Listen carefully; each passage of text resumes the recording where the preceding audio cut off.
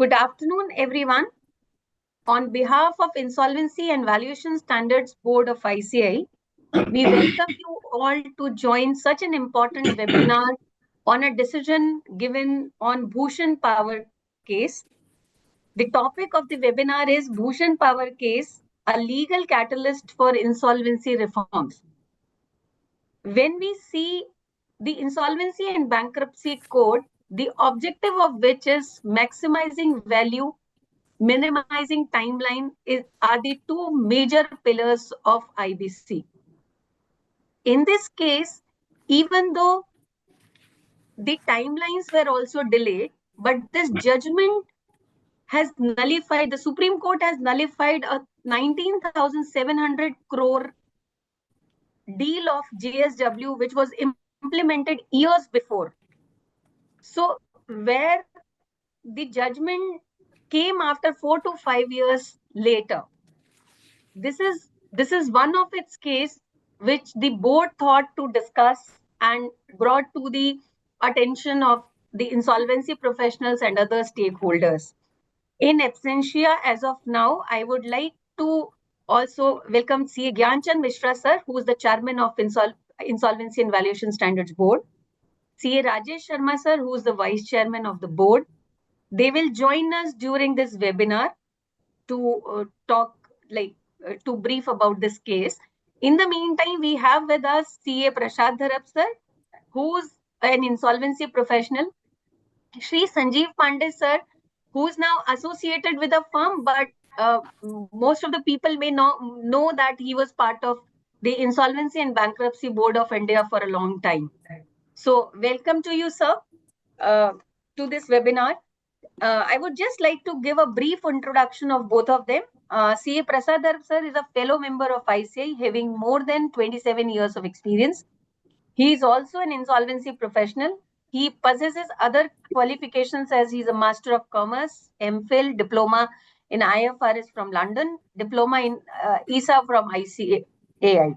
He is presently appointed by NCLT Mumbai bench to act as liquidator. He has contributed as co-author in judicial pronouncements under IBC, which is a publication issued by IVSB, and also a contributor in Do's and Don'ts for IP's publication, which has been also issued by ICI. He has also delivered various lectures on IBC. Welcome to you, sir. Brief profile of Sanjeev Pandey, sir. Mr. Sanjeev Pandey is an insolvency professional, served as TGM and head of NCLT division at the State Bank of India, where he led the resolution of over 1,000 corporate insolvency cases involving debt in excess of 75,000 crores. His leadership was instrumental in formulating SBI's internal policies and transforming its approach to insolvency, ensuring stronger alignment with the evolving regulatory landscape. He has also played a pivotal role in the drafting of key IBBA regulations, advised on complex restructuring deals, and significantly enhanced recovery outcomes under IBC framework. Internationally, also, he has served as Executive Vice President at SBI Singapore. Currently, he holds strategic advisory position at DSK Legal, the Association of IPE, and Insolvency Law Academy. Welcome to you, sir. Thank you. Now I hand over the session to the speakers without taking much of the time. You can take over from here, sir. Thank you, Sarika, for your nice introduction. And I am thankful to the Institute for allowing me to present this important judgment. I will request the support team that I am sharing my PPT. So please give me a feedback whether the sharing is done properly.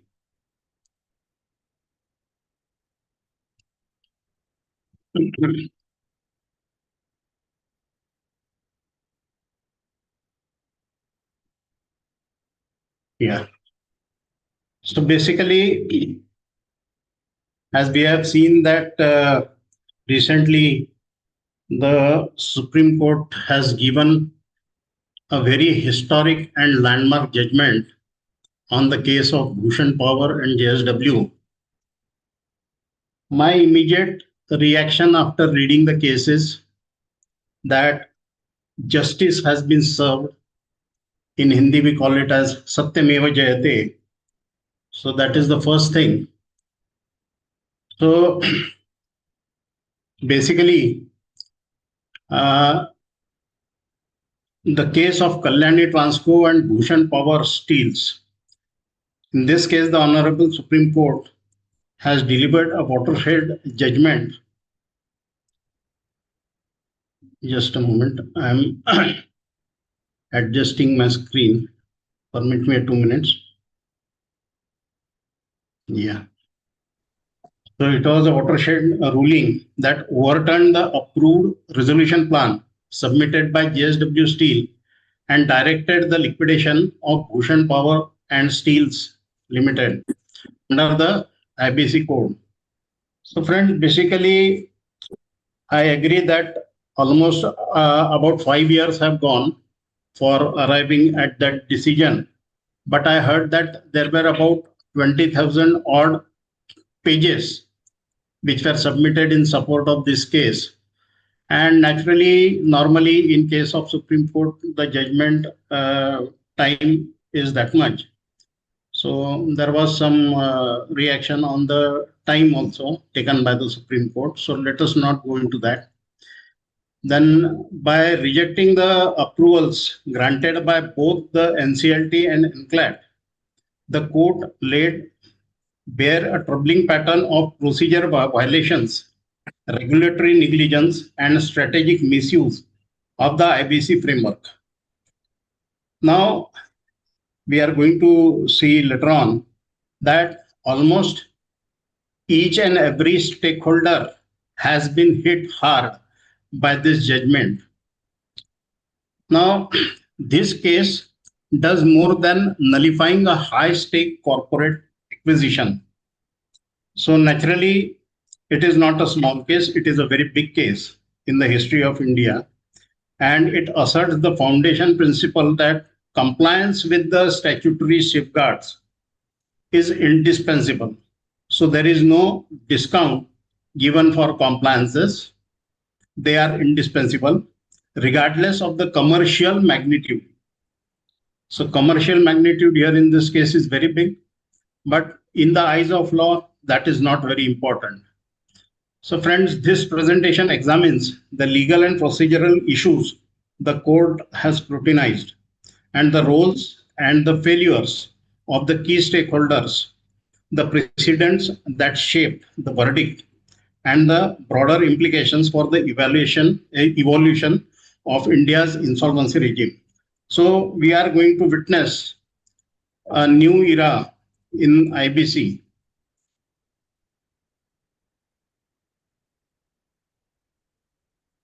Let me take to the next slide. Yeah. So in order to save the time, what I have done is I have summarized the timeline of events. Before that, I will just take you to the background of the case because, friends, it was initially from the initial cases, as you know, that IBC came into existence after approval by the Parliament on 28th of May 2016.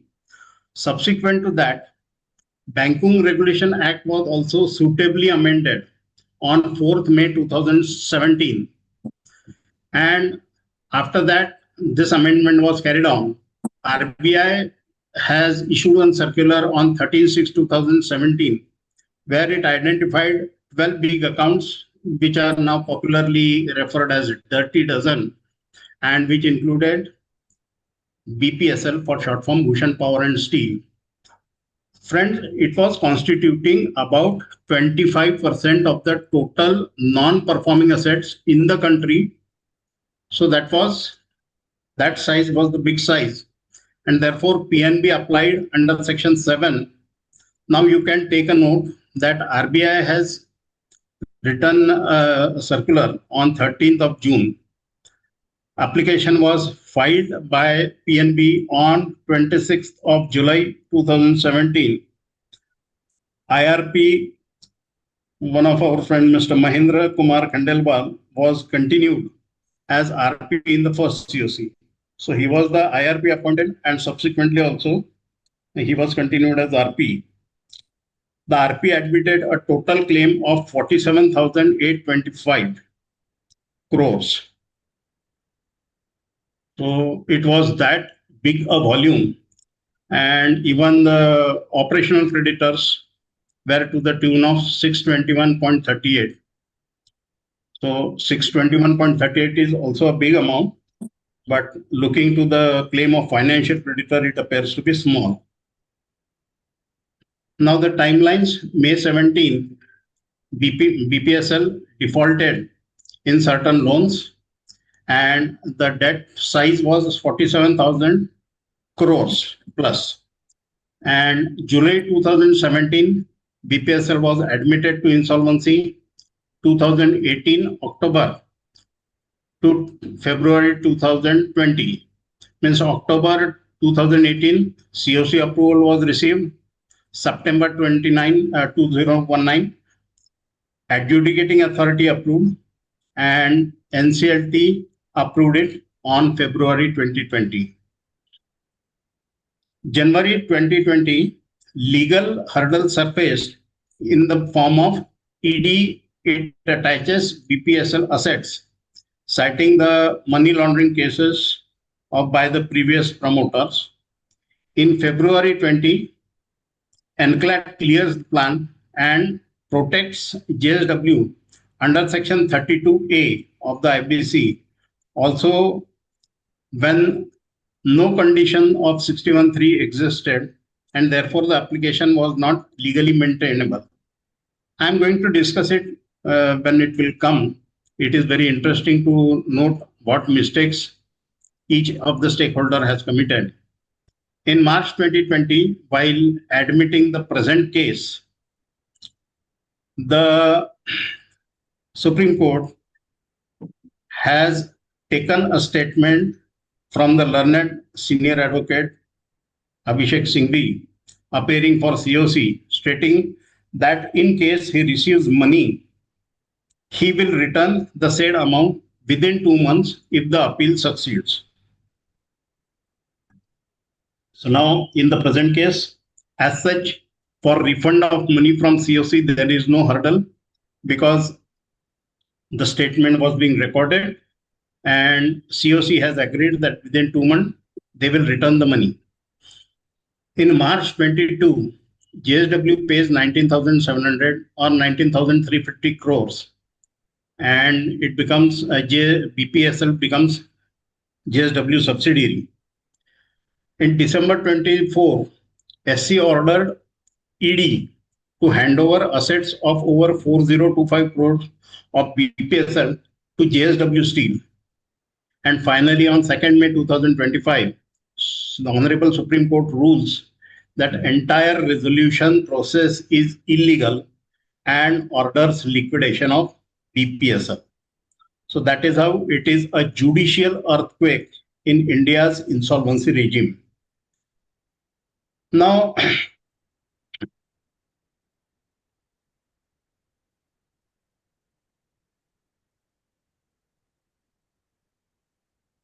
through this watershed judgment, the apex court has not only shaken investors' confidence. I have taken few statements which were the immediate reactions that we will discuss. That has not only shaken investors' confidence, but has sent aftershocks in legal and economic spheres. And by invoking Article 142 to take a company to liquidation has triggered many unanswered questions for which the entire country is trying to find the answers.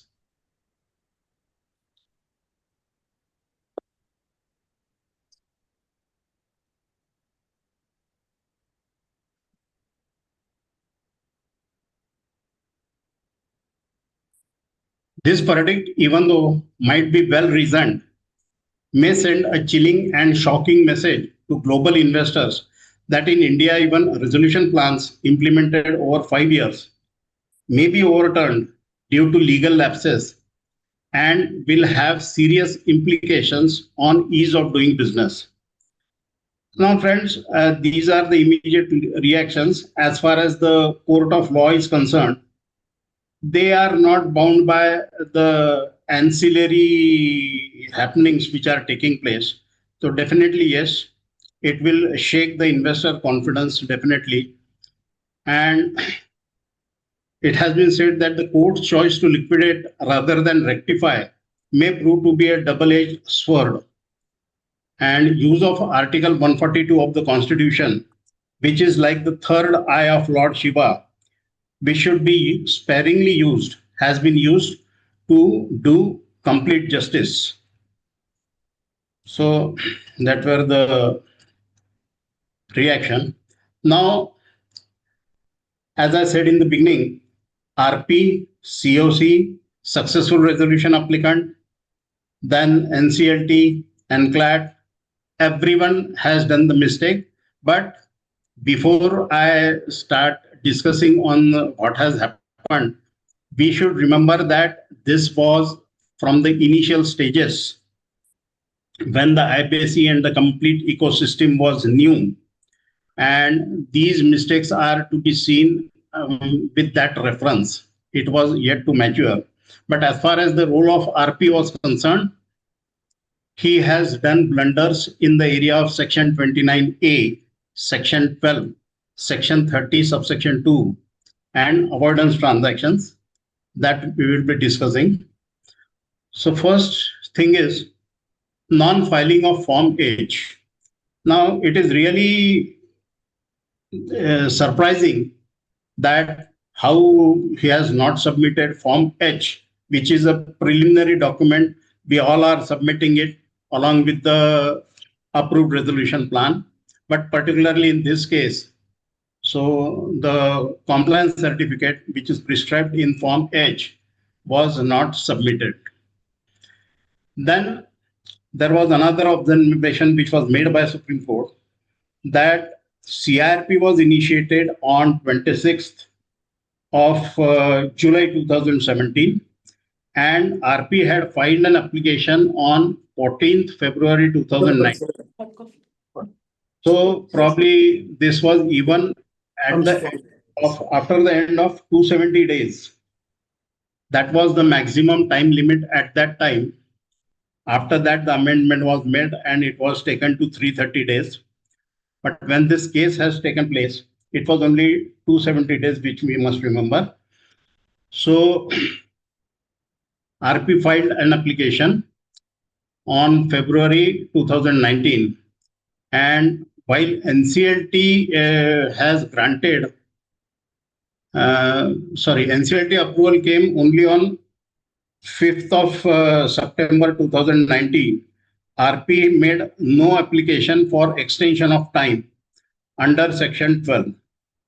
So in this particular order, that Supreme Court has said that 270 days have expired, no extension application was filed, plan was received, actually the plan was also received after 270 days, and therefore the apex court has stated that Section 12, subsection 1 is mandatory and not discretionary. So that is how now we can expect that all the pending cases will be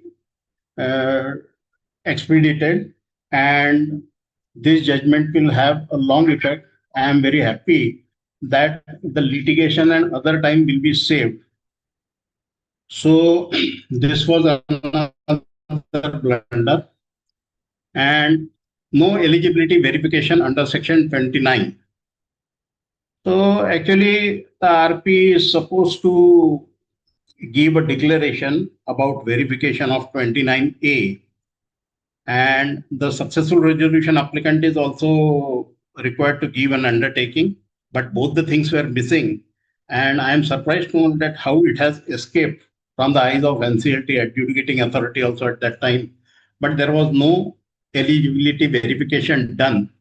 And later on, while investigation of PMLA was going on, it was revealed that there existed a joint venture agreement which was dated 5th of March 2008, which was entered into by JSW, BPSL, and one Mr. Jay Balaji in the matter of joint allocation of Rohne cooking coal block.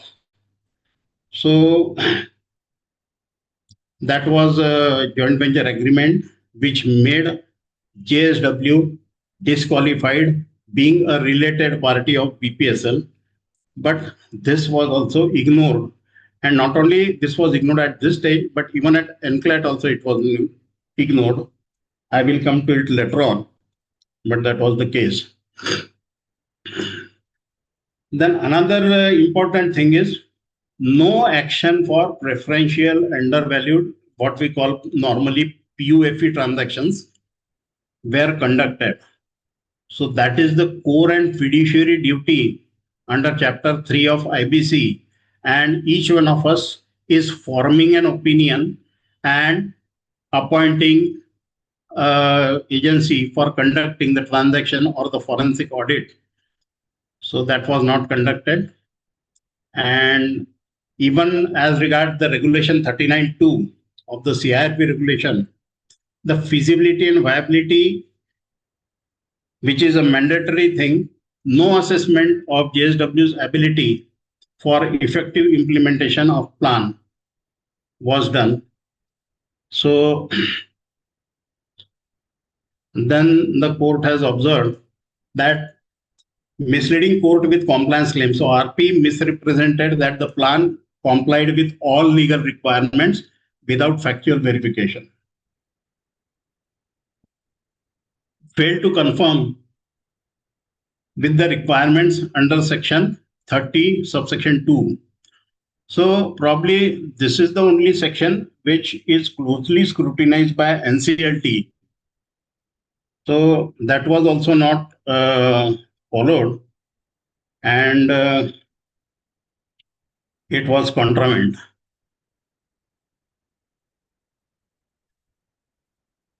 Another minor thing that was observed was that a claim of electricity company of Odisha amounting to 118 odd crores was drastically reduced by to 13 crores 75 lakhs.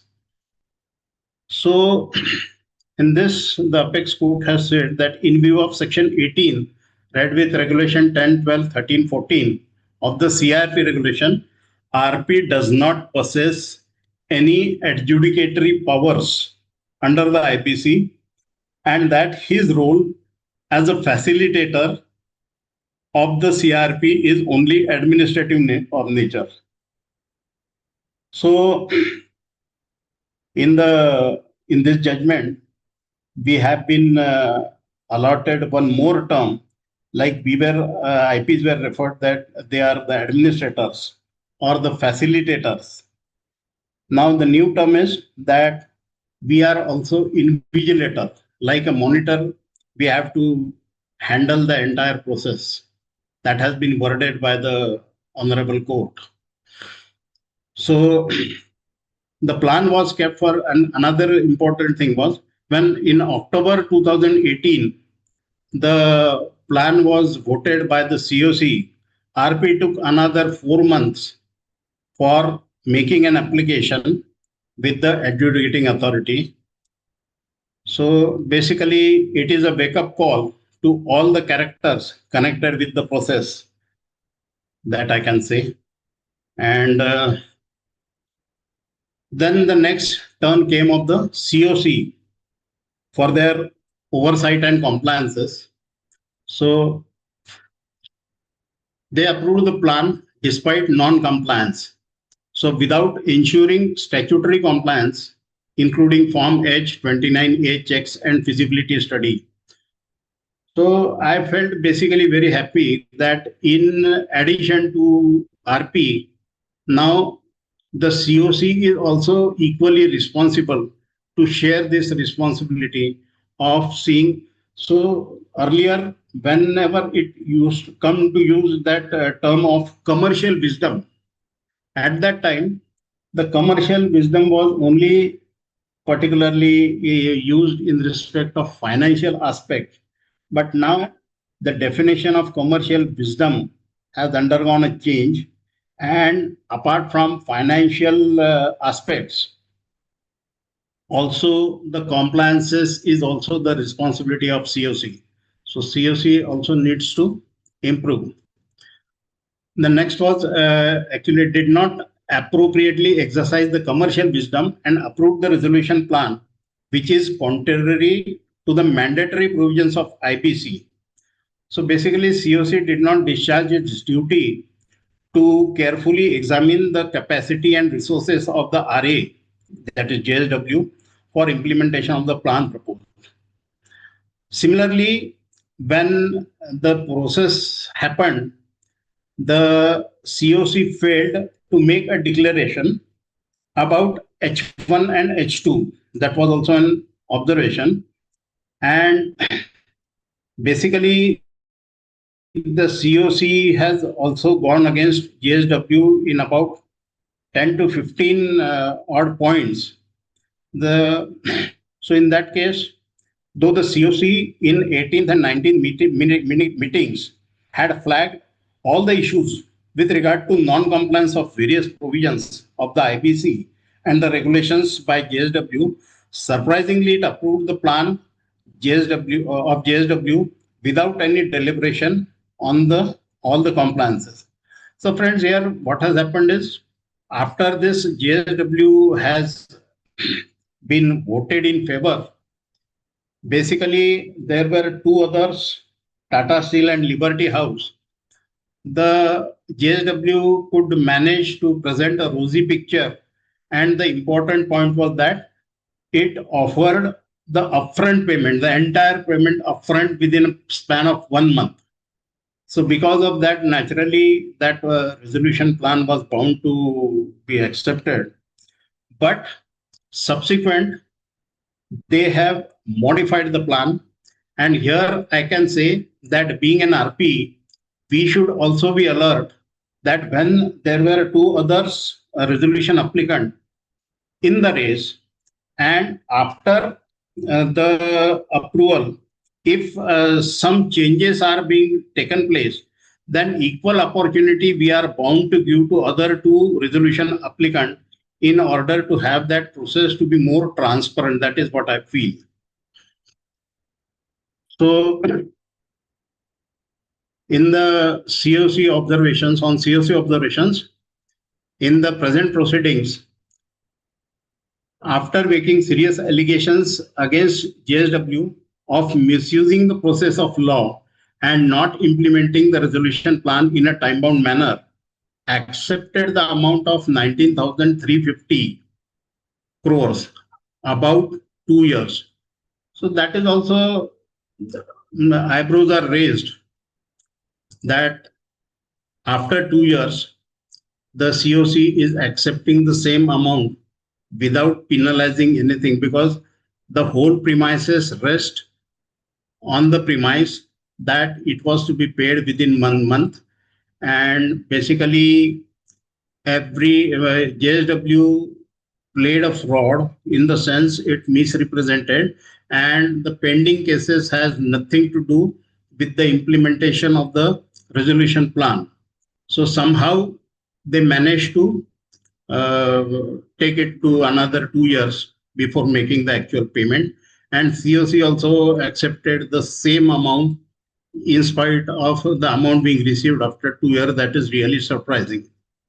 So this change of stance of COC, so that was a hit on the COC's bona fide and raises serious doubts about the exercise of its so-called commercial wisdom. Friends, all this harsh language has been used by the Honorable Supreme Court in the judgment.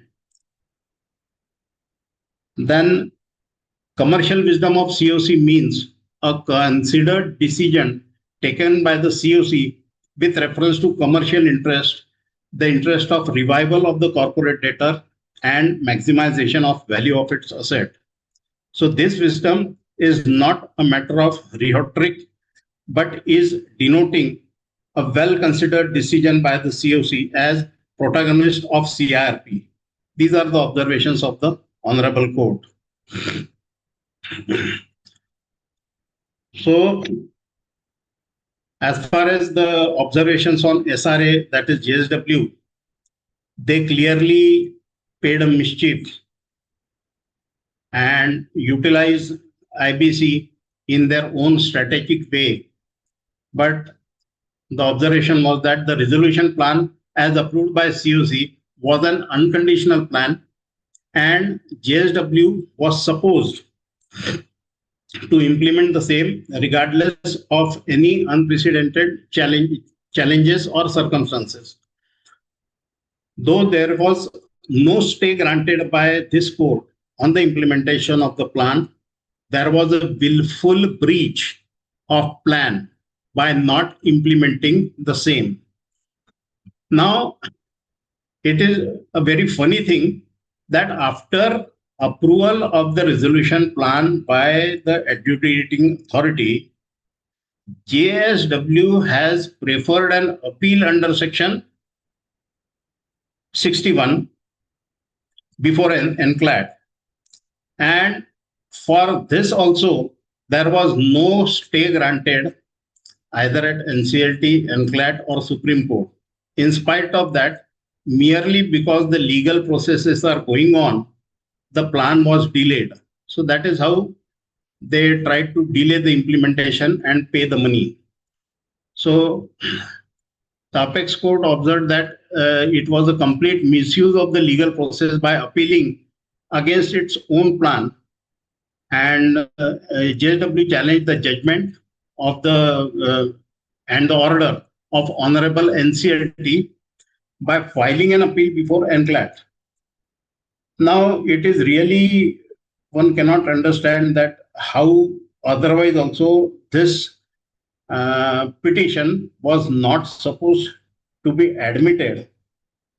Why? Because under section 61(3), there are 5 basic things against which the petition can be filed before NCLAT, and NCLAT can admit it and take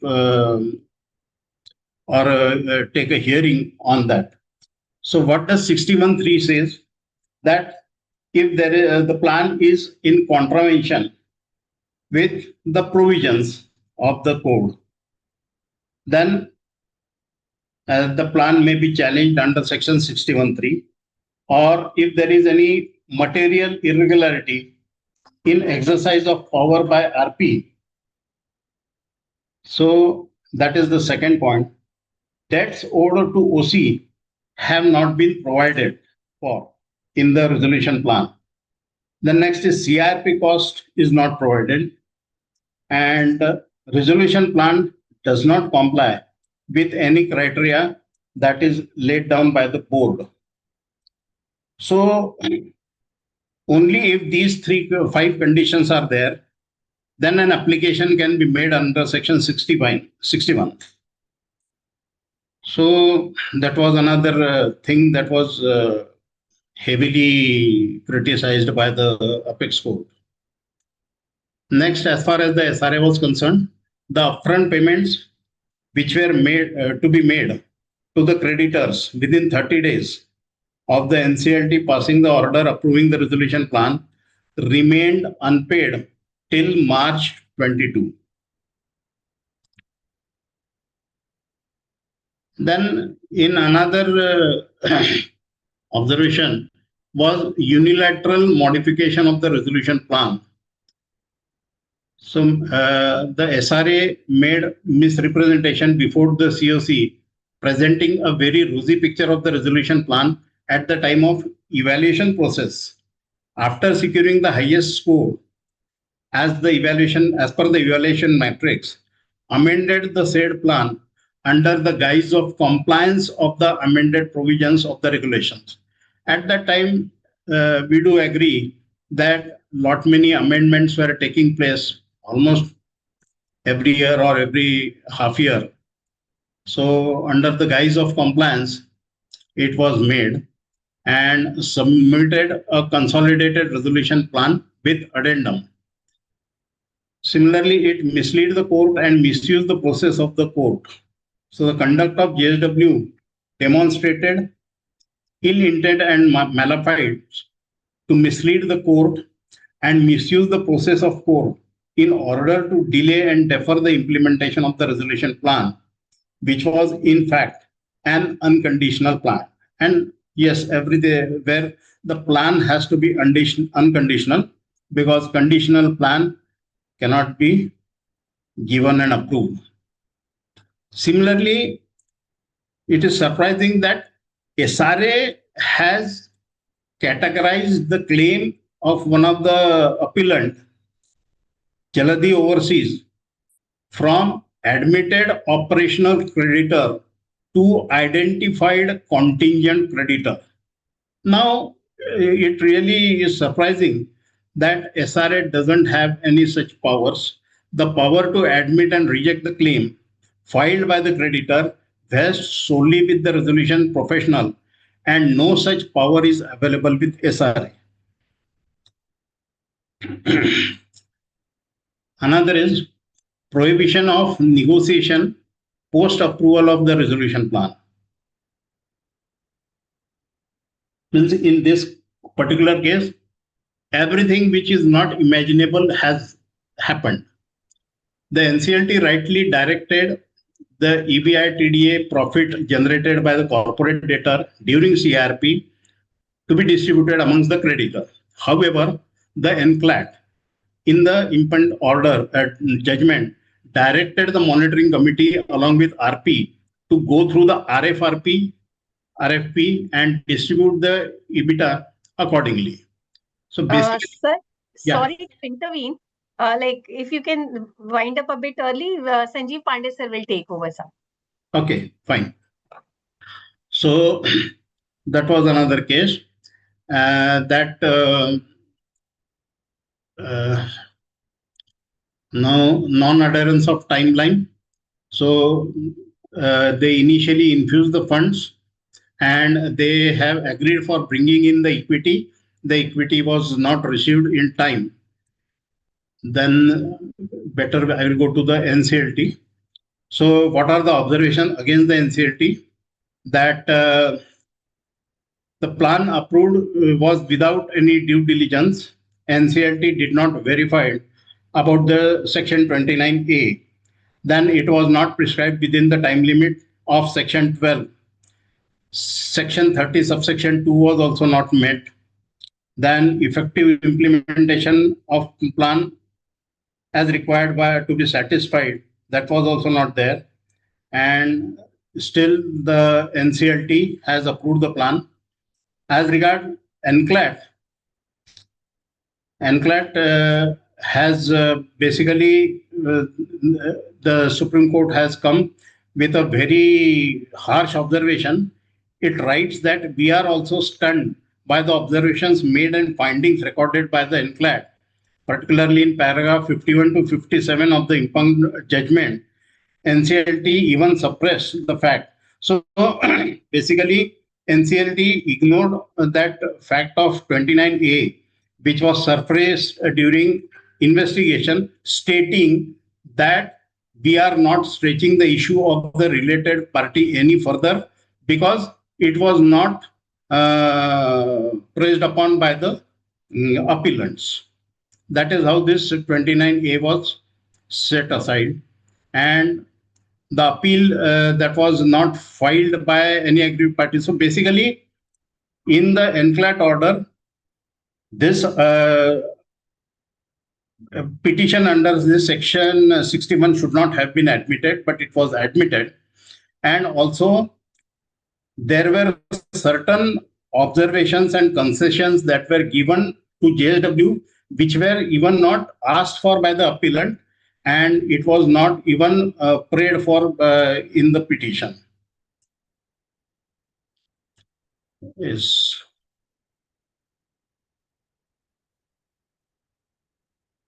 I think what is the way ahead, we can discuss it with Pandey sir because he is more an appropriate person. And so I am winding up my presentation because we can discuss it more by way of question answer at the end of the session. And I am thankful to all of you for your patient hearing. I now give upon the presentation and stage to Sri Pandey sir. Thank you.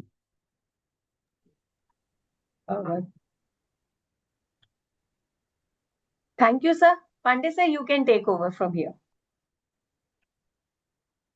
Thank you, sir. Thank you for a very thank you. I think he has touched most of the specific points. I'll just keep it simple and straight. IBC was notified in 2016, and basic idea was to address a lot of distress in the banking sector and to revive companies, to avoid companies taking companies to liquidation. I think before whatever I say, maybe I'll just do a disclaimer that whatever I say here is my personal opinion. I represent various other bodies. So this is purely my personal opinion and nothing to do with the company or anybody I am attached to. So it was a major economic reform of the Modi government, where the primary objective was to resolve stress assets amicably, efficiently, and improve credit culture and enhance overall business environment of the country. As we all remember, this entire problem of distress has arisen from the global financial crisis. So this history goes back some 8-10 years before the promulgation of IBC. It all started in 2008 when entire world was engulfed in a serious crisis, which was something similar to the 1929 crisis in the US and the world. So some very drastic actions were taken by various governments, including US, the Europe, China, everybody, and our government also, although we were not to that level affected because of our limited context or limited interaction with the world, limited exports. So we were not too much affected, but still we were affected. So the government came out with policies which encourage restructuring and even extending further credit to all these companies which were distressed by this financial crisis. And actually, this rather than resolving the problem, created or added to the problem, although as rightly said by Mr. Raghuram Rajan, it was kind of kicking the can down the road.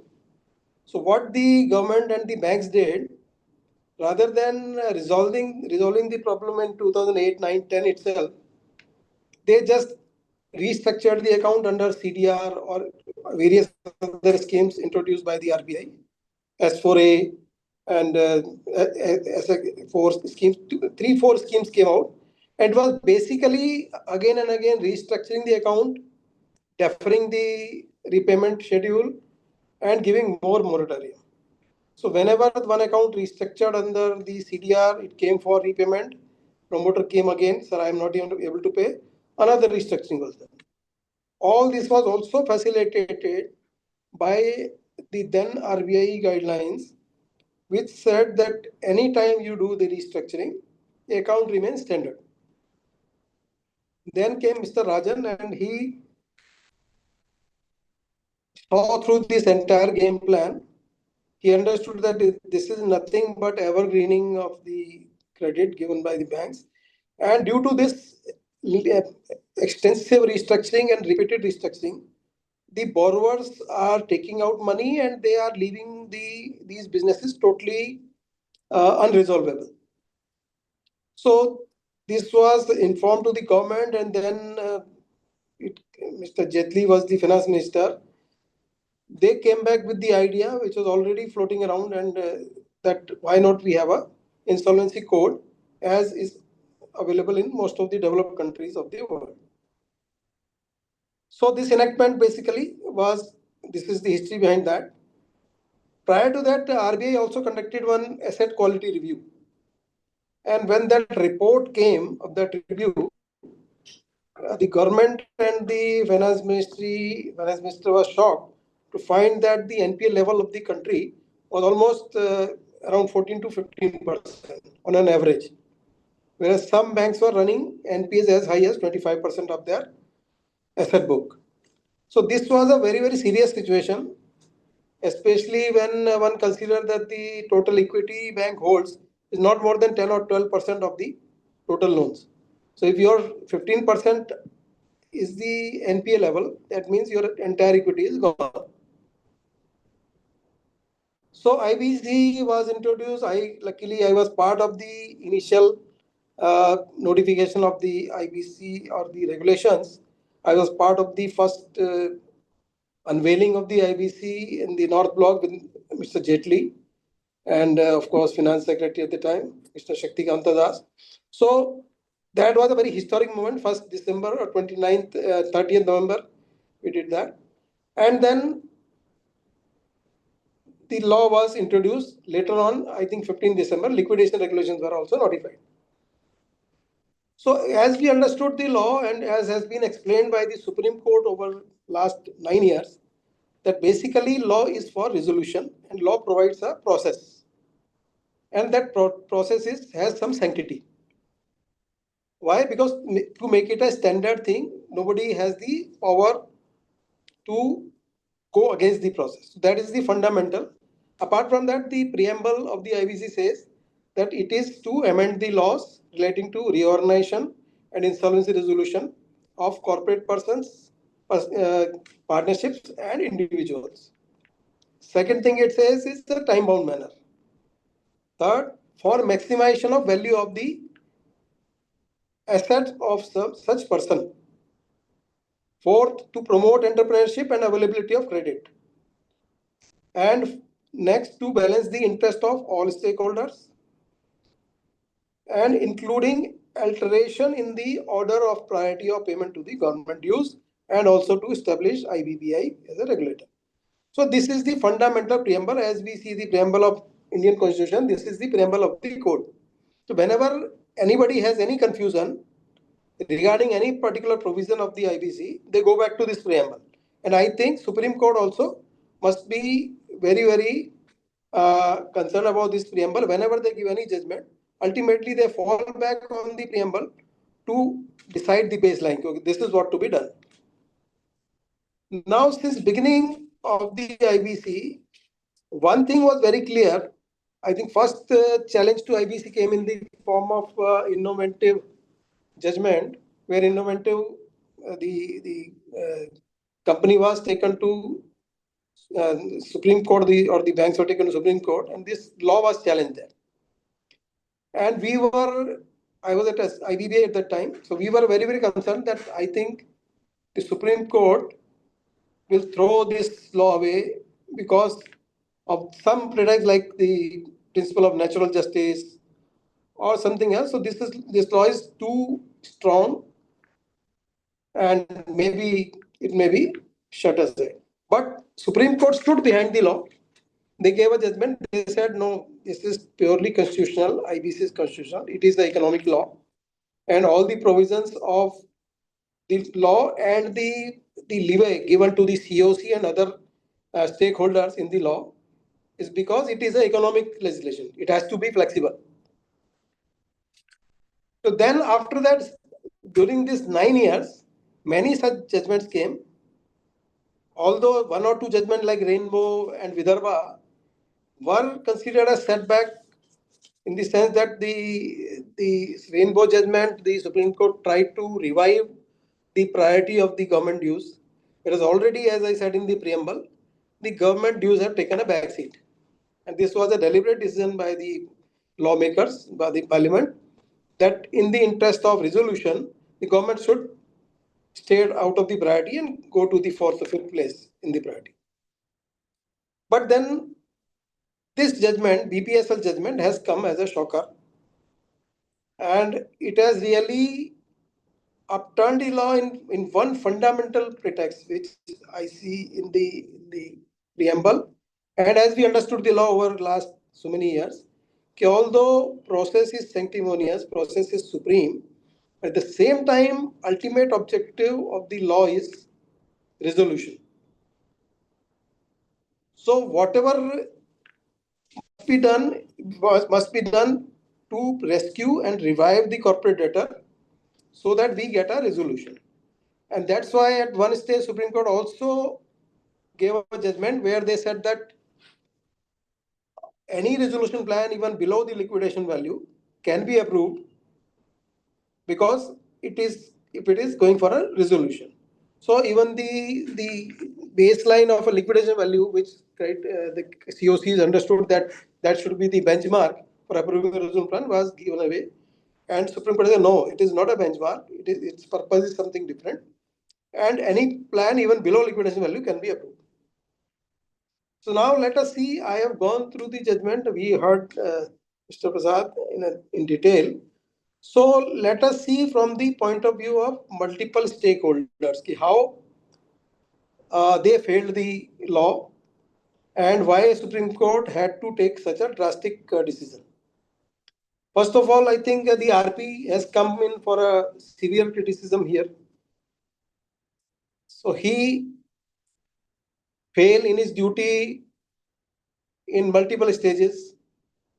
Non-filing of compliance certificate is one such thing where he has to certify in the resolution plan that this plan complies with all the parameters, all the provisions and regulations of the code. And this is very, very important certificate, which he never filed. Second major failure on part of RP was he never applied for an extension of the timelines. So either he or the COC took upon themselves the adjudicatory power of extension. So that was another failure, and I think it was a major failure from RP side because COCs were not that maybe conversant with the law at that time. So RP should have highlighted this well. And it is the primary responsibility of the RP to maintain the sanctity of the process as well as the timelines. And now prescribed even this major failure was to not adhering to the timelines. Then he also failed in not doing any analysis of the evidence transactions. So as per law, he was supposed to do make a view within I think 120 days of the start of process that whether any evidence transaction has happened in this company or not. Here also, he has not reported any such thing. I don't know no transaction audit was done, and that was highlighted in the Supreme Court order. Then fourth, he failed to confirm whether section 30 bracket 2 requirements are complied with in the plan. So basically, as uh, explained in the presentation, there were three plans here. One was JSW, second was Tata Steel, and third was Liberty House Group. As I remember, the two plans were very close to each other, and the third person, Liberty House Group, was not considered a serious contender because they have been bidding for all and sundry resolution plan at that time before they were blacklisted by some banks. So only two contenders were there, and I think, as per my knowledge goes, the difference was not more than 200 or 250 crore. So it was not a major difference.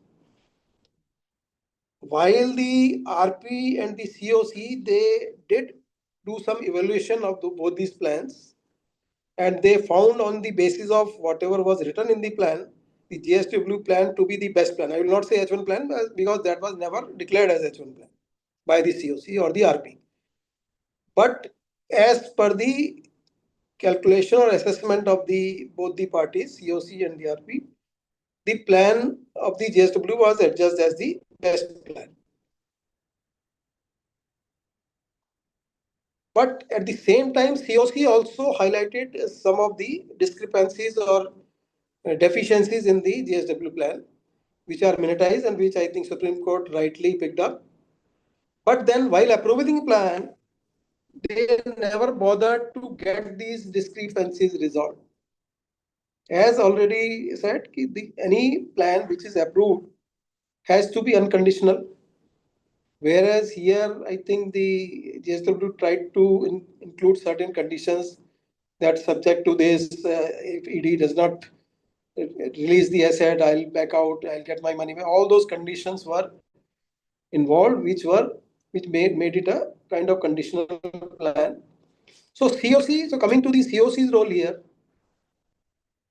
COCs have really failed the law here in 3-4 major instances, and rather I would say CSC have been behaving like a sovereign entity or like adjudicating authority, like never bothering to take extension, because the timelines were not only the concern of the RP but also COC. And everybody knew that law was very clear, 180 days plus extension of 90 days. And I think by the time this plan was approved, Supreme Court came back with another order where they extended it to 330 days. So they could have always got an extension from the NCLT, but neither COC bothered to approve any such agenda, and neither RP presented any such request before the COC. That's what I understand from the Supreme Court order. Second, blatant, I would say, failure of COC was that while approving the plan, they accepted a imperfect plan which was not compliant in many manners, like section 29A. They also had to check the compliance of section 29A eligibility criteria. That was never checked, as highlighted, that the GSW was in joint venture with Bhushan Power in some other venture. That may or may not have been declared as a violation of 29A, but that should have been put on record. So that is the point. So that was not done. COC has to work on the commercial wisdom. In this law, the COC has been given tremendous powers to use their commercial wisdom and then decide on a particular agenda and on the resolution plan. And I think I remember while I was looking at various plans routed through me, that was the first fundamental objection I used to raise at that time, that where are this commercial wisdom, how you apply it? The answer would be, no sir, we have seen the plan. Okay, fine, you have seen the plan, but where is your recommendation? So that was a missing part I used to see in many cases. I think the COC should learn from this judgment. Okay, most of the time they feel that just passing an agenda in COC that by our commercial wisdom, this plan is acceptable, feasible and viable. So we pass this plan. This is not done. Ultimately, now COC's actions are coming under legal scrutiny. So they should, and I have been highlighting this weakness since all along. Okay, your plans are not as per the benchmark. 3-4 things used to miss in the plan. One was the business plan. Many of the plans just came with a proposal, okay, I pay this and I get the unit. But underlying, there was never any plan was proposed, although that was not the case here in BPSL. There was a business plan attached. But now the failure of COC here was that they never assessed that plan. COC being the party or the group of financial creditors, they have been given this responsibility under the law because they understand basic concept of finance, restructuring, and even feasibility and viability. So no layman, no operation creditor, or no shareholder can understand those technicalities. That is why the lawmakers provided this special power to the COC to go through a particular business proposal, which is here a restructuring proposal called resolution plan. So they can only understand what is proposed in the plan and whether it is feasible and viable. But what I found in most of the cases, COCs never bothered to record their observations. They just said it is a feasible plan. On what basis you say that? So that was the failure which I think Supreme Court has rightly picked up here. While applying their commercial wisdom, they should justify how this commercial wisdom was applied. How you feel that this plan was feasible? Have you done any technical appraisal? Have you seen the machinery? Have you done any appraisal whether what goes in as an input and comes out as an output, which is steel, will it make money or will it lose money? So that is the technical and financial viability, no? So nobody bothered to do that. And even having noticed certain deficiencies in the plan, they still approved the plan. So that was a major failure of COC, I would say. So what we can, for future, we can say is that commercial wisdom should be, I think, defined at now after 9 years. So there should be some group, maybe some working groups should be established. And IBBM may work on this to define what exactly constitutes a commercial wisdom. Although we should keep this definition loose and flexible, because you don't know what kind of cases will come in future in the IBC. But at the same time, it is high time that we should decide what is the limitation of commercial wisdom, where the commercial wisdom ends and the law starts, and law limitation of law starts. So that should be clearly defined now. Next, coming to the RA's part. I think my predecessor has already explained in detail how the RA failed, or tried rather, not only failed, made deliberate attempt to delay the process. First of all, they had to pay amount of 19,700 crores within 1 month of the approval of the plan. But they went ahead and filed a appeal in the NCLAT. That is what Supreme Court has rightly objected to. A person whose plan is already approved by NCLT, how can he be an aggrieved party?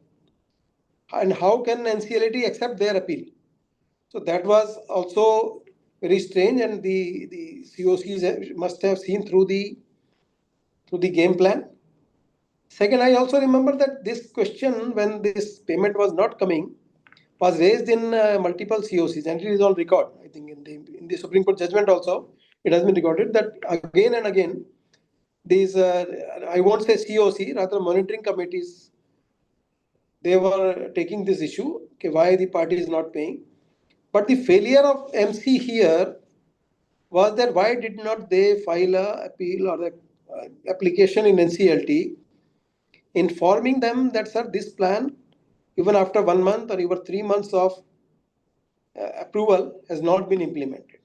That was the minimum was expected from them, and that is the letter of law. What is written, that if the plan is not implemented, the creditors must go back to the NCLT and inform and seek redressal. And that redressal could have been by way of asking the second aspirant, which was Tata, to submit their plan and assess their plan with the approval of NCLT, of course. Or otherwise, if that plan was not feasible, then go for a liquidation. And that has happened in many cases. But that also was not done. So there's another major failure of COC. And of course, RA, because the RA behaved in a very, very illegal manner, I would say, unexplainable manner, where on some pretext or the other, they kept on delaying the payment.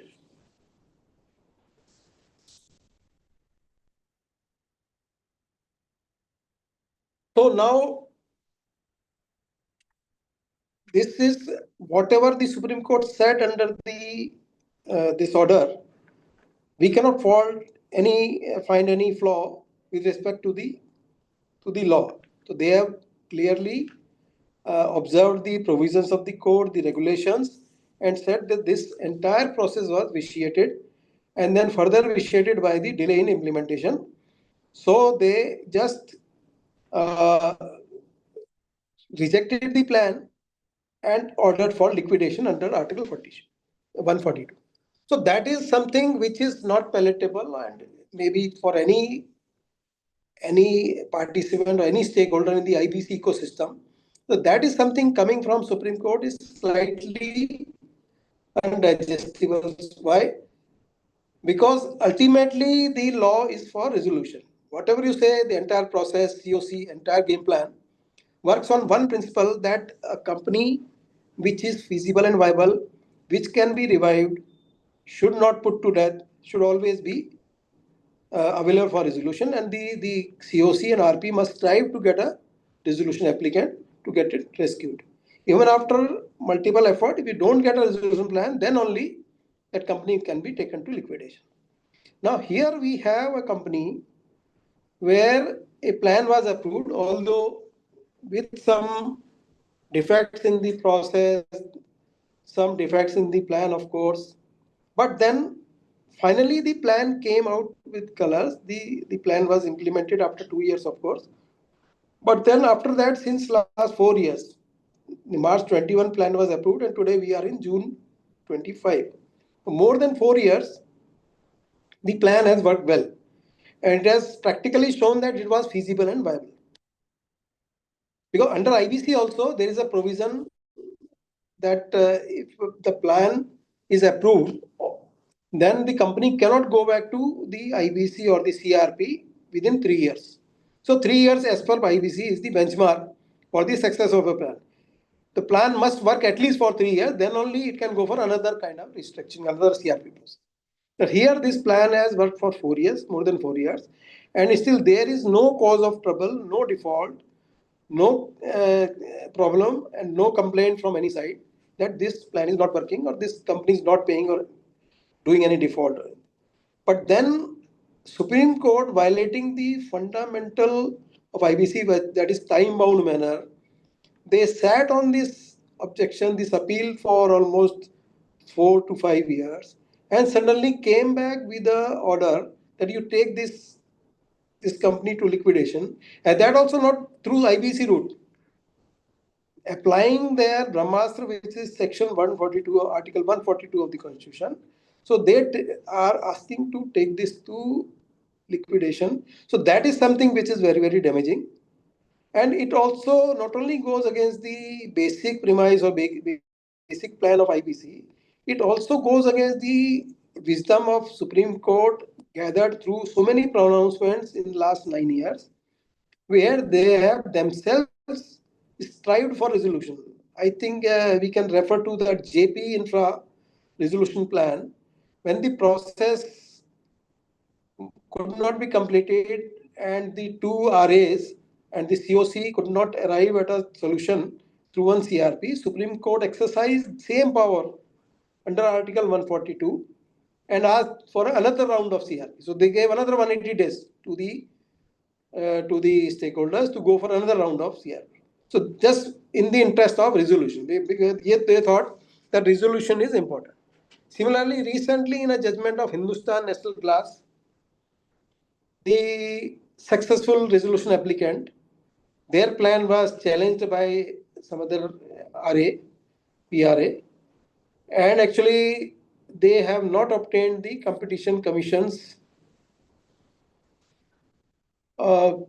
approval within the before submitting the proposal. So Supreme Court picked up the anomaly and then they said no, this plan is rejected. So they again rejected the plan. But then what they did?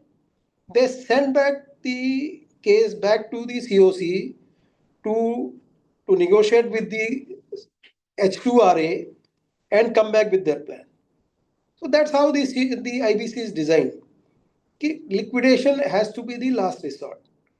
And Supreme Court in many other judgments have gone for that principle. So this judgment comes as a shocker when there could have been, there was a second array which was Tata's, and even under as per the precedent of JP Infra, if the entire process was vitiated, Supreme Court could have asked the COC or the banks to go for another round of CRP. Let the plant run for 6 months, but let another round of CRP and then let them follow the process of law, follow entire CRP, and then come back with a plan. That could have been done. They could have asked the COC to analyze and assess the H2 plan and come back with their proposal. And even they could have improved upon the plan, because now today, as I understand, this company is much more valuable than it was in 2019 or 20. So today value must have been double of that.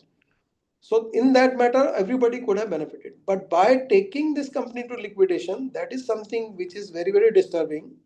And it is disturbing not only for the ecosystems for professionals like us, but also disturbing for investors, foreign investors. Today, what this order has created, kind of opened the agenda for any plan approved in last maybe 3, 4, 5 years can be reborn on the basis of this judgment. So this is the grave risk we are faced with. Now, I think for the way forward, I would suggest some pointers which I think which are required. First of all, as I said earlier, this commercial wisdom is coming in for criticism, and COC's role again is now in the limelight and is being highlighted. So far, everybody said whatever COC did, nobody challenged. But now we are maturing as a insolvency jurisdiction, and everybody should behave in a legal and proper manner, and same applies to COCs also. I think it is high time to apply some code of conduct on COCs. Some best practices must be provided to them so that they behave in a best manner, and also define the commercial wisdom so that they don't go beyond their powers, or they don't feel like we are super powerful, we can do anything. That should be curtailed, that tendency. So that is the recommendation for the COC. And I think again, one challenge before IBBI has been that the COCs constitute financial creditor for various domains. Like some are banks which are controlled, NBFCs or ARCs, which they are controlled by RBI. Then you have uh, some other entities which are controlled by the SEBI, like some bondholders or maybe. Then you have some funds, maybe mutual funds may be participating, they are controlled by MV or the mutual fund. Then you have insurance companies, they are controlled by IRDI. So there is diverse conglomeration of these financial entities. So I think to control them, the COC control should move to the IBBI.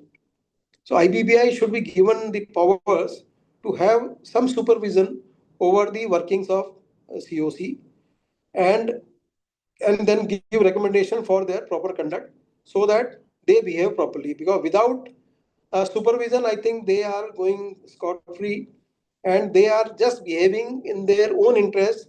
They are not behaving as the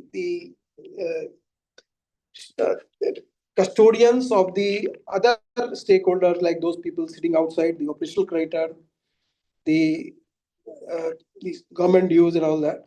So they should be curtailed. Their power should be curtailed in that manner.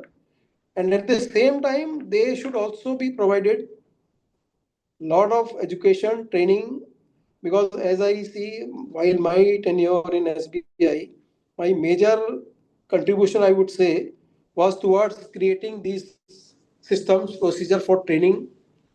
We drafted and created a training manual on IBC, which is still being taught in SBI staff colleges.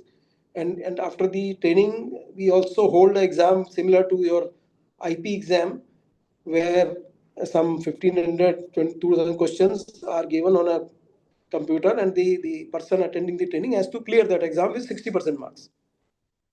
So these things are done. SBI has created, I think, a whole set of circulars, guidelines, SOPs, policies on IBC, and I think most of them have also been copied by other banks, and that has helped us in creating a system where SBI officials are treated like they know the best in most of these COCs. But then this is something which cannot be just you cannot enjoy this comfort. It has to be continued, because every time new persons come in, people retire, people get transferred, new people join in COC. So this training and this system of guidelines system must be updated all the time, so that COCs are updated and they all take their work seriously. Then comes the role of the RP. Although IBPI has been very, very successfully and very, very clinically supervising this profession. But somewhere I think the development of the profession has not happened. It is more like a policing of the profession rather than the development of the profession. So I would recommend that more training programs must be conducted for IPs, and they should be provided more support. One major problem why, because IP as a RP is supposed to be an independent entity. And for independence, fundamental thing is, as I learned in my bank's career, that if you have to be independent, then your source of income has to be independent also. If you are dependent on somebody for your payment, then you can never be independent. And that is the problem here. The RP or IRP is dependent for their remuneration on the COC. So that compromises their independence. So I think IBPI should learn from this experience of our last 9 years and create some system or process where the RP who is appointed and who negotiates a fee, first of all, negotiation of fee should be market oriented. What has happened is because of too many people running after too few assignments, the fee packages have come to the minimum level, but at the same time they are still not getting that payment. So IBPI should work on this and create a structure where the payment to the RP is assured and they are not kind of begging before the COC to make the payments. Because I have seen in many cases the payments are held back till some COC say no, no, you bring the recovery, then we'll pay you out of the recovery. That is not the way the law is designed. RP cannot put money from his pocket. So that is something I think should be taken care of. So if we really want to make IPs have a backbone and they stand straight and they can face the COC eye to eye, then we have to create some systems and processes where they are supported, not only just by penalizing them on small pretexts. We should be, I think, supporting them, and that is what I call the development of the profession. So they need that support. Thirdly, coming to the other ideas, I think pre-package insolvency was a very, very bright and positive idea which was introduced, but it never took off. So I think it is a good time. We should go back to the drawing board and relook at the pre-package insolvency mechanism or framework and see why it has not attracted neither the corporate debtors nor the creditors. It was not attractive to either party. So why it is so? So I think that IBBI and the government and even other stakeholders, including IPAs, they should apply their mind and discuss with the stakeholders and come back with a better plan, because that is something which can remove a lot of defects from the CRP process, because then pre-package and then curtail the timelines also. Fourth problem which we learn, as the Supreme Court has also criticized the working of NCLTs, and as we see the kind of technical knowledge and experience and understanding of these concepts of IBC, as we used to say in the bank, to learn credit, you have to go through at least two cycles of credit, like life cycles. No, every 7 years the cycle moves. So unless you have seen that down and up, upside and downside, you never learn credit. Similar is the insolvency landscape. Unless some judge has seen the impact of the plans approved by him, what actually happened, whether they were implemented or failed, how can he learn what to decide, what to decide? Similarly, the COCs and the RP, unless they see the fruits of their tree, what they planted, so they will never learn. So whereas we have IPs who are in the profession for maybe 7, 8 years, but the sad point is I don't see many of the senior IPs which I used to deal with initially. I can say the IPs who have dealt with this dirty dozen, and then another list of 28, the top IPs, they have more or less left the profession now, and they are more in the advisory or consultancy role today. So there is some problem with the profession. I think people are not able to face the pressure, or maybe the design is some problem. So I think this should have a revisit so that this profession should be improved, and NCLT is also, because they have a system of 3 years tenure. So that is also sometimes I think problematic. By the time a judge who comes from a background may not be a financial background, and he sits there on the seat for 3 years. By the time he starts learning the tricks of the game, he is removed. He goes, another new person comes. So this is kind of learning on the job, but this is not doing any justice to the profession. So what I have in mind is that one, we should have some dedicated benches for IBC matters, where the judges, the technical and the judicial member, they develop expertise, especially in this insolvency law. They learn from the international experience and the local experience, and then their tenure. As I said, this is basically a law for restructuring. This is credit. You cannot learn it in 2 year, 3 year, and then be expert. This takes time. So at least for these benches, the government should decide on a tenure of a judge to maybe minimum 5 to 10 years, so that we get some experiences. I know that in the most popular court in the world for insolvency is the Delaware court in New York State, US, where one judge who was the insolvency judge in that court, he remained in his job for almost more than maybe 30, 40 years, and he retired at the age of, I think, 85.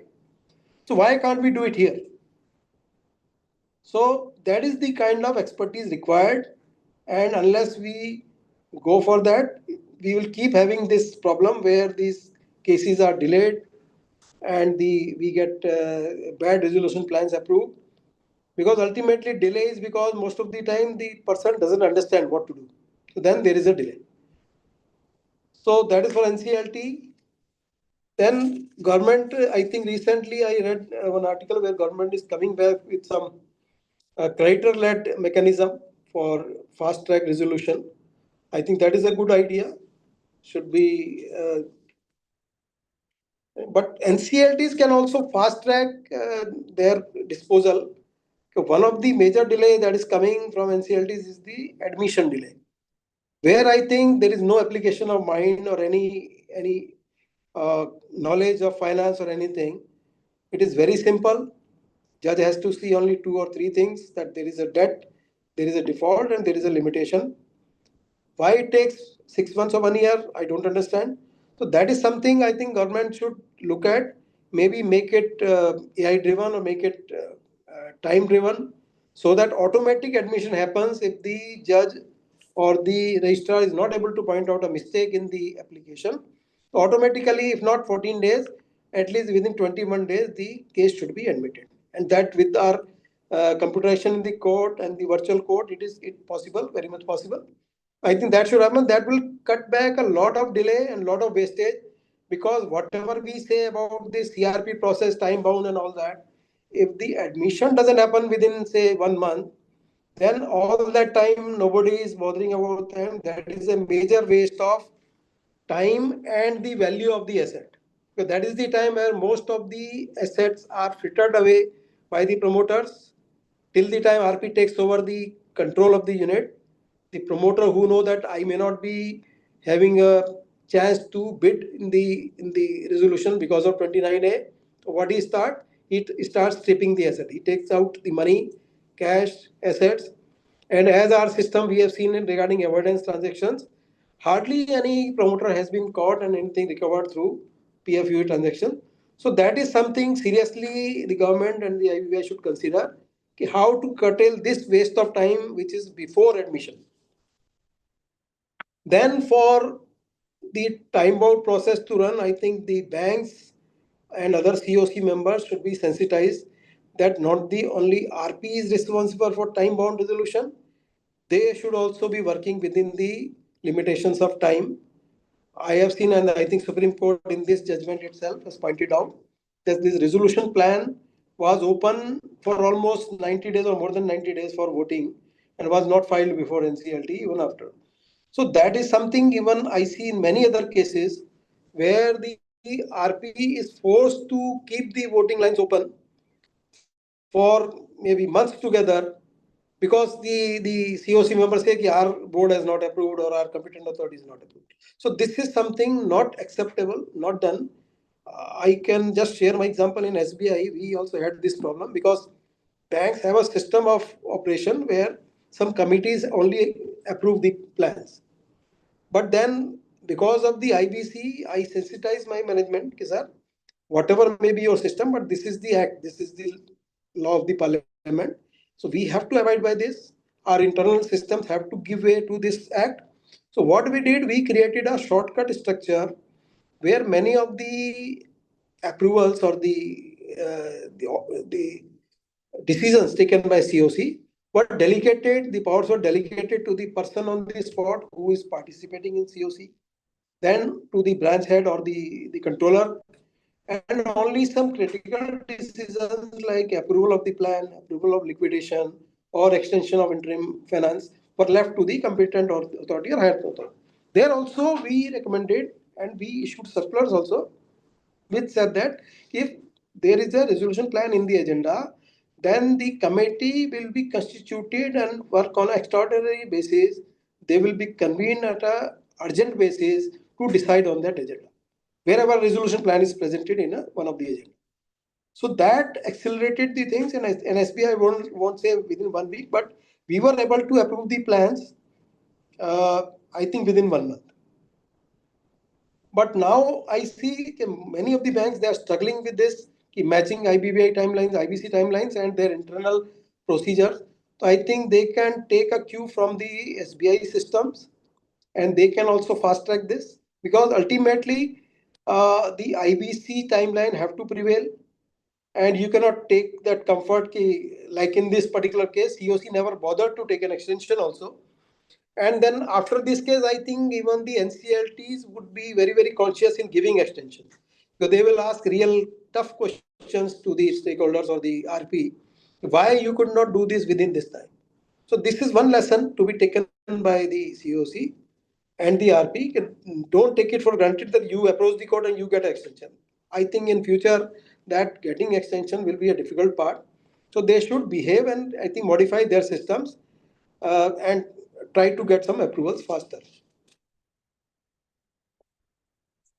Then IBBA oversight over decision making. I think COCs, some kind of power must be given to IBBI to have oversight on COCs functioning, their decision making, and if there is any delay, and even ensuring that they apply their commercial wisdom and their checking of feasibility viability properly. So I think IBBI should be given this role so that better accountability and more accountability comes in.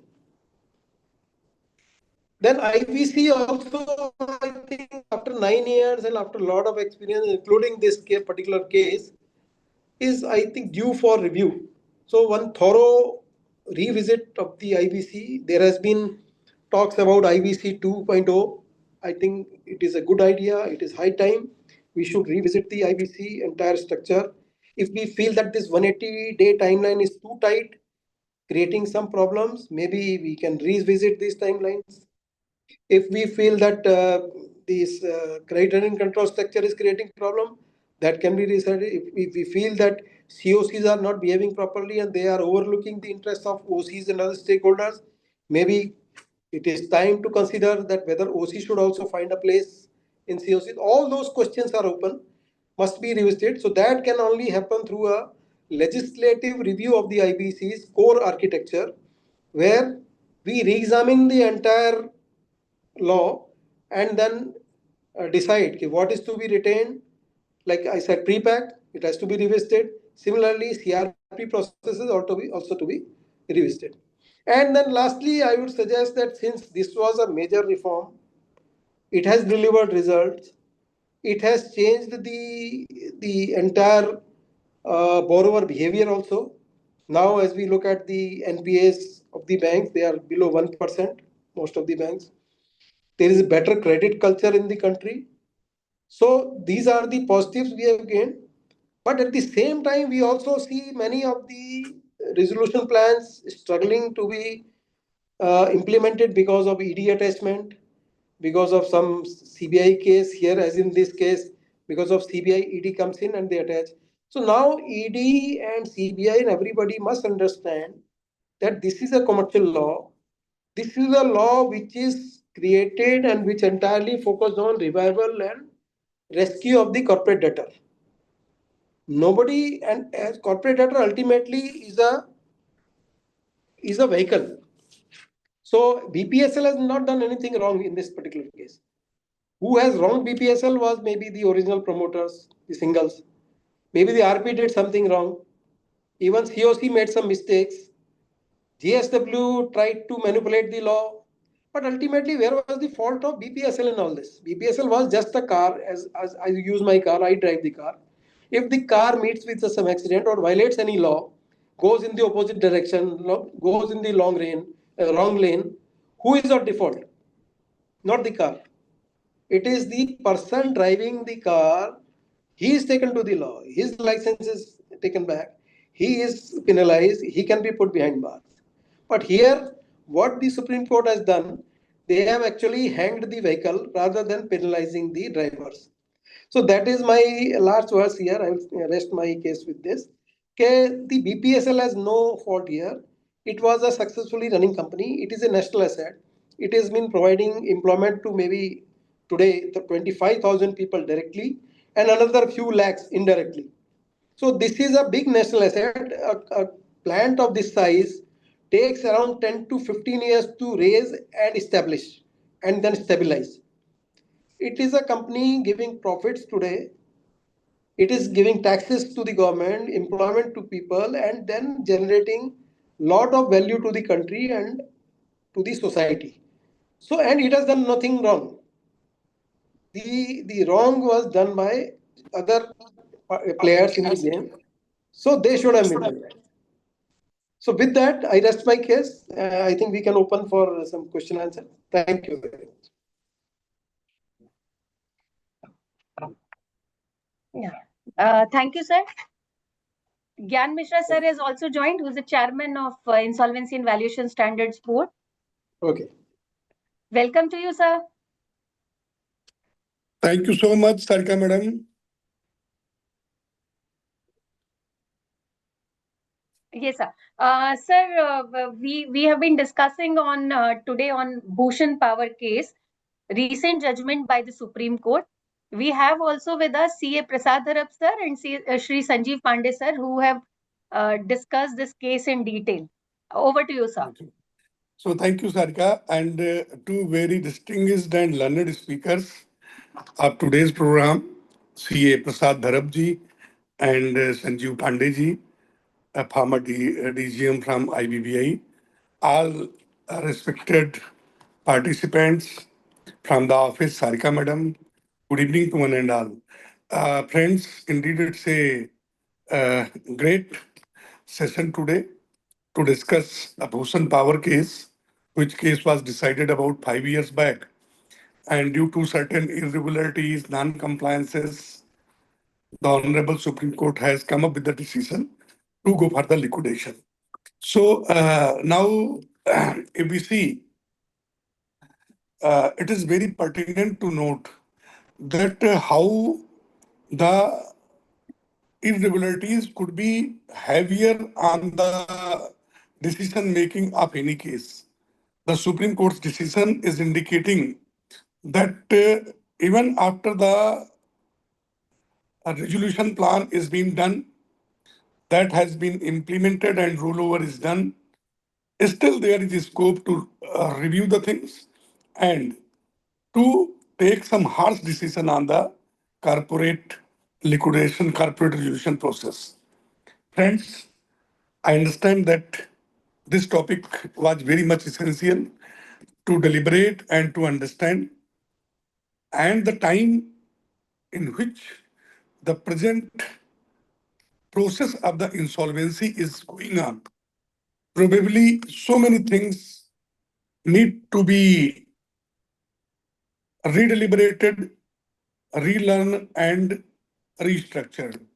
For this, recently we have submitted one draft before Honorable Parliamentary Board for revision of the IBC and how to make IBC more compatible with other regulatory laws and rules which are applicable on the corporate houses.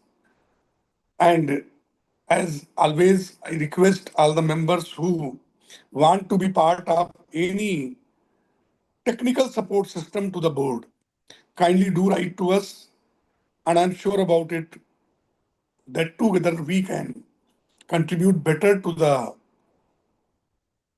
committee and of course to the government. Friends, recently so many major steps have been taken by the board, like importance and impact of the COC vis-a-vis to the insolvency professionals' rights and duties. We have released one very important white paper also with respect to the delay in the insolvency process. Though we have seen that recently so many steps have been taken by the government to resolve the issues which are pending before the judiciary system, still delay is one of the issues which is pertinent and which needs to be addressed at large. I'll not take much time. I understand that we people have just finished the deliberation. Now question and answer session is to be taken. But overall, we witness that certainly the law is evolving, and moreover, happy to note that the judiciary is taking very proactive role in so many areas to make it more compatible, more eco-friendly to the complete ecosystem of the IBC code. I once again thank to both the speakers for their valued input on the very important subject that we have discussed today. I'm thankful to the office for organizing such wonderful webinar in the interest of the members. And I'm happy to note, as said by the office, about 1,800 people are watching this webinar today. So this is very big number when we are about 4,500 insolvency professional practicing in the country. Out of that, if uh, more than 35-40% people have joined this program, so this is very welcome step. Friends, one more announcement. On 19th, Sarika? Yes, sir. On 19th of this month, 19th June 2025, we are going to have one international webinar with respect to the major developments cross-border which are taking place and how we can align ourselves with the various developments which we could cope and we could understand and we could learn to make the insolvency profession better, more practical, and of course, more knowledgeable. So thank you one and all for patient listening. Now over to Sarika madam. Thank you so much, sir. It is tomorrow only from 2 to 4. Yes, sir. So now I hand over the session to both Sanjeev Pandey sir and Prasad Dharab sir for taking over the questions. And one of the questions is, what caution should an IP take while dealing with the cases or the resolution plan?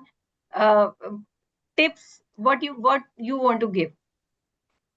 See, basically, I can say that every time we are performing some duty and function under the law, like even starting from public announcement made via Form G, publication of expression of interest, or whatever it may be, every time I will suggest that revisit to the regulation, revisit to the code, see that the formats are proper, see that the provisions are properly complied while preparing the information memorandum, while making the evaluation matrix, and all other the contents are properly taken so that we are not making any mistakes.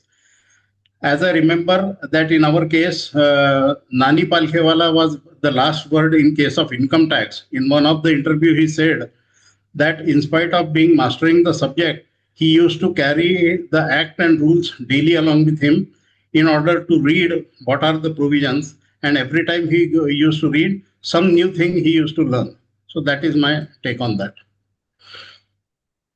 Sir, your view, Sanjeev Pandey, sir? Yeah, I think, as I said in my presentation, see, 2, 3 things.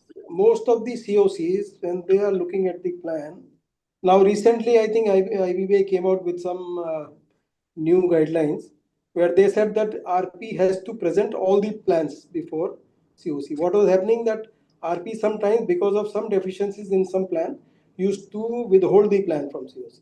So now, if there are any deficiencies or deviation in some plan, so all the plans are to be presented. So that is the changed guidelines, and that's the, I think, improvised one, because now IP's discretion has been reduced. At the same time, major problem which I have seen and still I see, one is that most of the time there is no business plan. So every resolution plan must have a supporting business plan with this.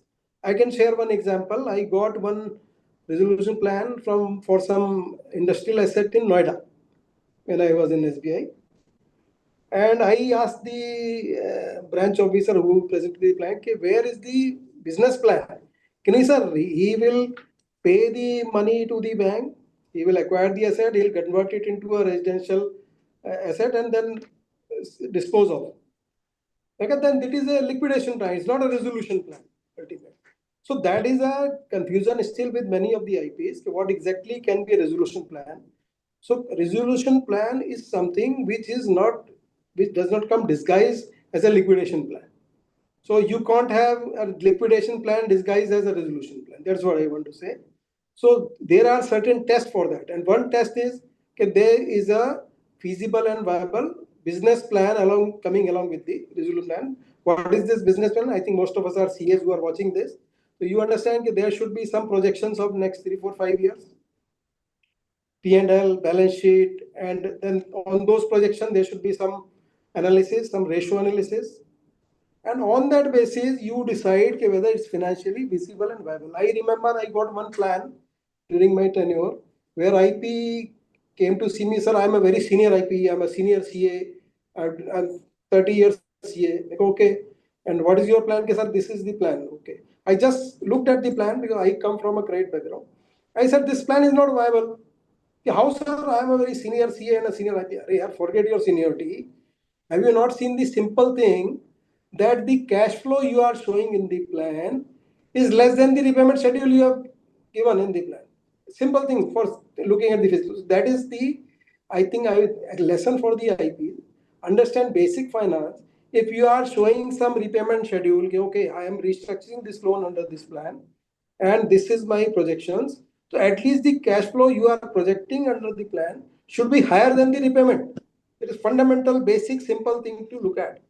So that is how you look at the feasibility viability. Most of the IP and most of the COCs, they are not understanding or looking at this. Second thing, even if they are looking at, so they are not recording it in the minutes.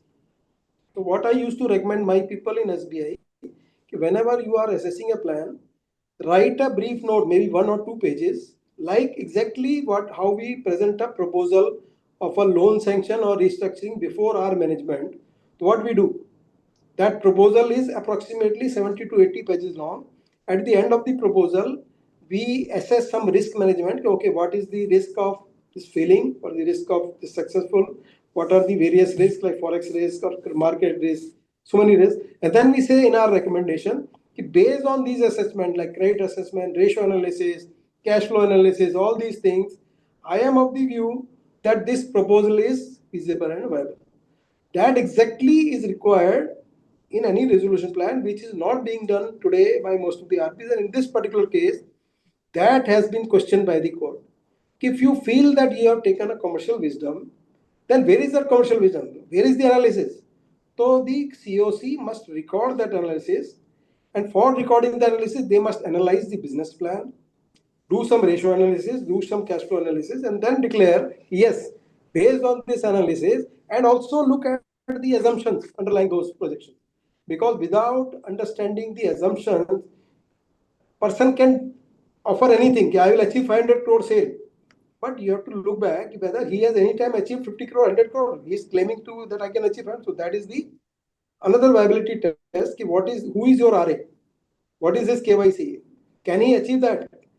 He is saying that, like in this particular case, GSW said I will bring in 19,700 crore within 1 month. But the failure of COC was they never tried to assess where is that money or whether he will create hurdle, just delay that. So that is another point of looking at the plan. First, look at the feasibility and viability. Feasibility, what it says, one part is financial viability, second part is whether technically this is possible. If somebody is giving a plan, I will do this, now you have to test it on the technical ground, whether technically it is feasible, whether that technology which is proposing still survives or there are better technologies in the market. So this unit will not survive based on that technology. Or is that product which is proposing is still in demand? So all these things are to be recorded, assessed, then the credit worthiness of the RA, whether he is in a capacity to pay, and what are his income sources, what are the sources of funds he's coming in with. So all these things must be assessed and also recorded. So problem is many times these are being assessed but not being recorded by the RA. So I would recommend after this judgment, be very careful and also sensitize your COCs to record and record in detail. Don't just say we have assessed. You record maybe 2-3 pages of your assessment, ratio analysis, your cash flow analysis, all those things you do in a credit proposal. Do same thing in here on the business plan, and then give your verdict. Yes, based on our following this thing analysis, we are of the conclusion that this is a feasible and viable plan. So that is what my recommendation. Thank you. Thank you, sir, for this. Actually, there are varied questions you may also skip. Can the judgment of Bhushan Power case now be reviewed by a division bench of the Supreme Court, or this is to be taken as full and final? No, I think it is already under the review. So we are hoping that this will be something better will come out. Because otherwise this is a very much damage to the law. So it's not a sustainable kind of thing. But again, depends on the Supreme Court. But we can only hope that it is reversed. Yeah. Then what would process on the various stakeholders forming part of this case? What steps will have to be followed to implement the liquidation? Although this has been as of now stayed and better, we may not deliberate on it. Generally, we have seen at the inception of IBC for high net worth companies, it is almost impracticable to complete the procedure in given legal timeline, considering the cross litigations by FIs, banks, constitutional authorities. So, what changes or amendments should be brought by government for effective implementation? Set 2 each. So I think, as I already suggested, the IBVI and the government, MCA should revisit the IBC and see whether this 180 days timeline is still useful, or maybe we can make it 360 days, or maybe we can keep two options for the COCs, maybe 180 days and another 180 days, or whatever configuration. But because if timelines are creating some problems, then it is not such a big thing, because ultimately time is getting wasted in admission itself. Whereas the code is prescribing a very tight timeline for resolution, which in cases like BPSL, it is difficult to achieve. For a small case, maybe 50 crore, 100 crore, fine, 180 days is fine. But anything beyond, say, 1000 crore, it becomes a very, very complex process. Even the due diligence takes 1 to 1.5 months. Because anybody coming in for investing in a project of this size and investing amount to that level of $2-3 billion, so it is not as something I can look at it and decide. It goes into so many things. The due diligence take a lot of time. I think government should look at things at least for the project of certain particular size. Can they allow some longer timelines? I think Prakash ji can add to what I said.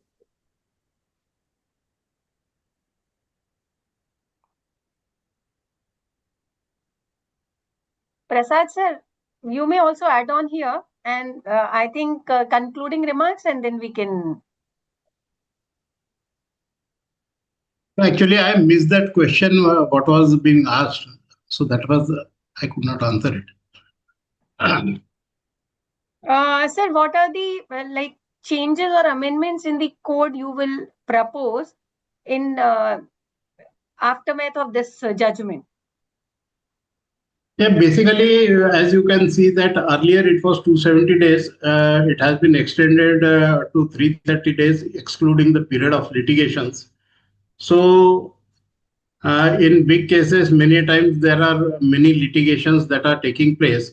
But particularly here in this case, the matter was unfortunately and willingly delayed for no good reason, because there was no stay in implementation of the process. So, to that extent, this was the case which was basically intended delay. The money was not paid within 30 days, and therefore, so much of delay has taken place. So I think the lesson to take is that the monitoring committee should be more powerful, one thing, because and then they should be more accountable also. And it would be better if the head of monitoring committee is appointed by the IBBI, or rather the NCLT, so that he carries some powers under the law. Because what's happening that monitoring is a very, very loose structure, and the RA is able to manipulate the monitoring committee. So like the RP position or the liquidator position, why not formally decide on the head of monitoring committee, which is obviously has to be IP, and he should be empowered by the NCLT to work in that position and report to the NCLT from time to time. So that can be one reform which can happen. Prasad sir, your closing remarks? No, basically, I agree with what Pandey sir says, but in this present case also, as regards monitoring committee, the apex court has observed that there is no direct provision as regards the monitoring committee under the IPC law, but it is coming out of the resolution plan, and therefore monitoring committee is not at all enjoying any such powers, because in this case, the monitoring committee was behaving like a COC, which has been observed by the Supreme Court. So that is why, as suggested by Pandey sir, monitoring committee needs to be properly formalized, at least in few big cases, so that the plan will be better implemented, and the reporting should be done by the monitoring committee.